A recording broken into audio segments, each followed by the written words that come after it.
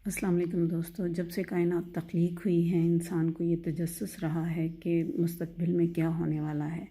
आज मैं नेमतुल्लाह शाह वली के हवाले से बात करूँगी। मुझे भी बहुत शौक़ है, उनको पढ़ा है और उनके हवाले से बहुत सारी बातें थीं जिनके बारे में मुझे तजस्सुस था, और वो तजस्सुस इस सूरत में दूर हुआ कि मेरे हाथ किताब लगी जो कि नियाज़ साहब ने लिखी है, और उन फ़ारसी अशार का तर्जुमा किया है जो नेमतुल्लाह शाह वली ने अपने कसीदे में कहे हैं, और दुनिया के हवाले से बात की है। उन्होंने सिर्फ़ पाकिस्तान के हवाले से बात नहीं की। किताब का आगाज़ जो है वो कुछ इस तरह से होता है कि कुदरत करदगार मैं बीनम, हालत रोज़गार मैं बीनम।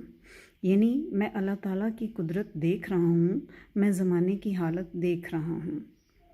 अज़ नजूम ई सुखन नमे गुएम, बल्कि अज़ करदगार मैं बीनम। यानी मैं ये बात इल्म नजूम के ज़रिए नहीं कह रहा हूँ, बल्कि ज़ाते बारी ताला की तरफ से कह रहा हूँ। ये किताब जो लिखी गई है नेमतुल्लाह शाह वली के फ़ारसी अशार पर, उनका तर्जुमा किया गया है। तो जब 1857 की जंग आज़ादी हुई है, उसमें भी जो मुसलमान थे वो ये समझते थे, क्योंकि ये प्रेडिक्शंस जो हैं ये तकरीबन 850 साल पहले की जा चुकी हैं, और उस वक्त के मुसलमान जो हैं वो भी यही समझ रहे थे कि ये वो वाली जंग है जिसका ज़िक्र नेमतुल्लाह शाह वली ने अपनी प्रेडिक्शंस में किया है, जिसे हम ग़ज़वा हिंद भी कहते हैं।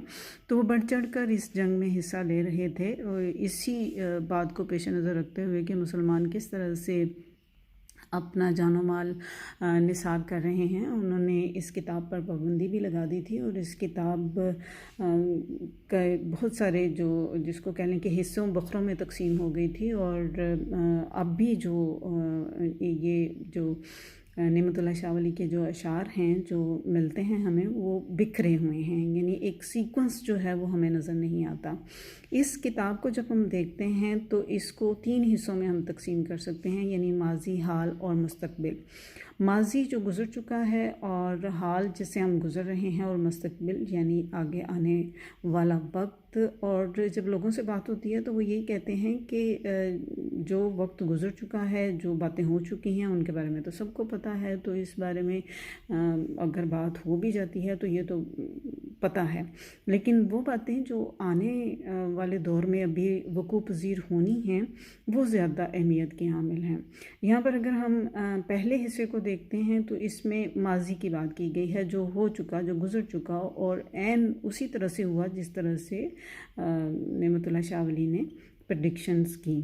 इस हिस्से को देखें तो इसका रदीफ़ जो है वो पैदा शब्द है, और इसमें उन्होंने जो बादशाह हैं जिन्होंने हिंदुस्तान पर हुकूमत की, उनके बारे में बात की गई है, और कितनी हुकूमत की, किसका दौर कितना था उस हवाले से, और बादशाहों के नामों के हवाले से, यानी उनके नाम लेकर उनका दौर हुकूमत जो है वो बयान किया गया है, जिसमें सिकंदर लोधी और ख़ानदान मुगलिया, हुमायूं, शेर शाह, जलालुद्दीन अकबर, जहांगीर, शाहजहां, औरंगज़ेब, नादिर शाह, यानी इन सब का जो है वो ज़िक्र किया गया है।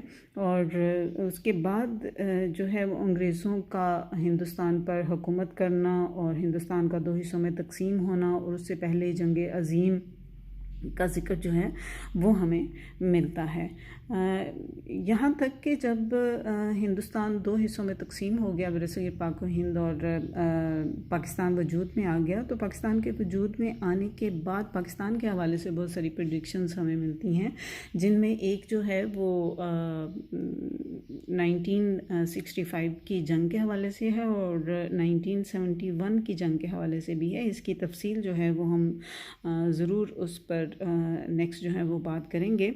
और अगर हम अगले हिस्से को देखते हैं तो उसमें हाल के हवाले से बात की गई है। हाल भी उसमें से बहुत सारी बातें जो हैं वो गुज़र चुकी हैं, माजी का हिस्सा बन चुकी हैं, लेकिन अगर हम देखें तो उसमें अदलिया की जो नागुफ्ता हाली है या नागुफ्ता बेहालत है, उसके हवाले से बात की गई है, और ये बात की गई है कि ज़माने में जो है वो धोखादही और जो मकर फ़रेब है उसका दौर दौरा होगा।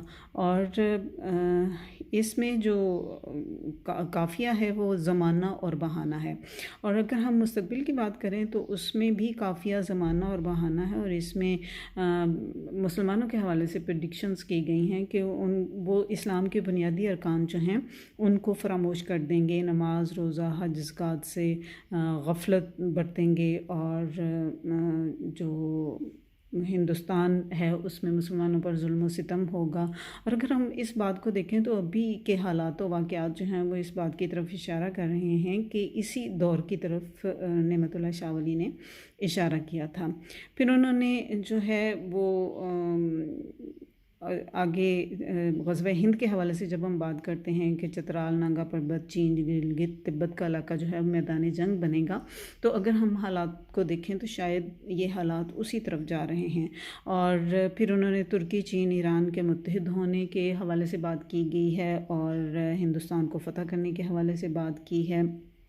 यहीं पर नहीं रुक गए बल्कि ये बताया है कि दरिया अटक का पानी जो है वो 3 मरतबा खून से भरकर जारी होगा और हिंदुस्तान को फिर आखिरकार फ़तह कर लिया जाएगा। उसके साथ ही एक ज़लज़ले का, ज़बरदस्त ज़लज़ले का ज़िक्र है और तीसरी जंग अज़ीम के हवाले से भी बात की गई है और इंग्लिस्तान की मुकम्मल तबाही का ज़िक्र भी है। और इसके साथ ही साथ इमाम मेहदी का ज़हूर और दज्जाल का ज़ाहिर होना और हज़रत ईसा अलैहिस्सलाम का आसमान से उतरना। और यहाँ पर आकर हज़रत ईसा के आने के बाद जो है वो नेमतुल्लाह शाह वली जो हैं वो ख़ुद को रोक लेते हैं और कहते हैं कि तुम अल्लाह ताला के राज़ों को क्यों ज़ाहिर कर रहे हो, तुम्हें यहीं पर चुप हो जाना चाहिए। अभी सिर्फ मैंने मुख्तसर तारुफ़ कराया है कि किस तरह से नेमतुल्लाह शाह वली ने प्रेडिक्शंस की हैं। इसकी तफसील हम इंशाल्लाह दूसरे पार्ट में उसका आगाज़ करेंगे और बिलतरतीब जो है जिस तरह से नेमतुल्लाह शाह वली ने ये प्रेडिक्शंस की हैं उनको इंशाल्लाह कंटिन्यू रखेंगे। ओके, टेक केयर, अल्लाह हाफ़िज़।